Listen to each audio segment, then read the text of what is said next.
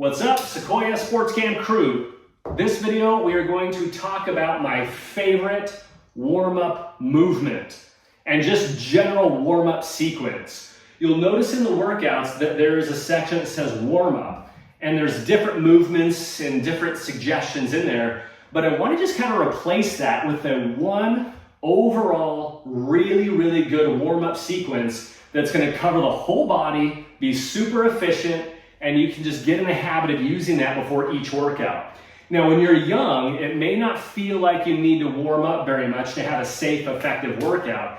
But I'll tell you what, the key is just to get in the habit of warming up, because it is going to be a crucial part as you develop. Any high-level athlete, whether it's in college, high school, the pros, they all have a very thorough warm-up routine because it prepares the tissue for higher intensity activity and lowers your risk of injury. So let's get into it. The first thing that you're going to want to do is just pick a 2 to 3 minute cardiovascular activity.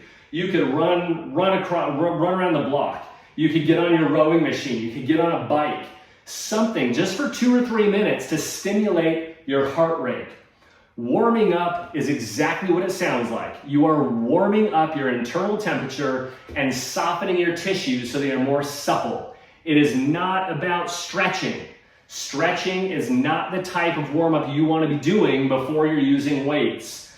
Research shows that static stretching, where you're just holding a position for a period of time, actually inhibits muscle and makes you weaker. Some studies show up to 20% weaker after sustained stretching. So I'm going to talk to you about the type of mobility work you want to be doing, but first, increase your heart rate. That's the most important first step. Doesn't have to be long, 2 or 3 minutes. Okay, now I'm going to walk you through a mobility routine that's going to cover shoulders, low back, hips, calves, hamstrings, everything. It's going to get pretty much your entire body mobilized in a sequence of movement. So here is the first part. You're going to do a toe touch or just bend over as far as you can. You're reaching for the floor. Your knees are straight. If you can't reach the floor, start to bend your knees until you can. Now you're going to walk yourself out and then drop your hips. You will start stretching your lower back in this position. Then you will lift up your hips and you are going to start to drive your ankles to the floor. This is going to warm up or mobilize your ankles and your calf muscles. Okay? Then you can walk back up into a standing position. Go back down. Repeat. Walk out.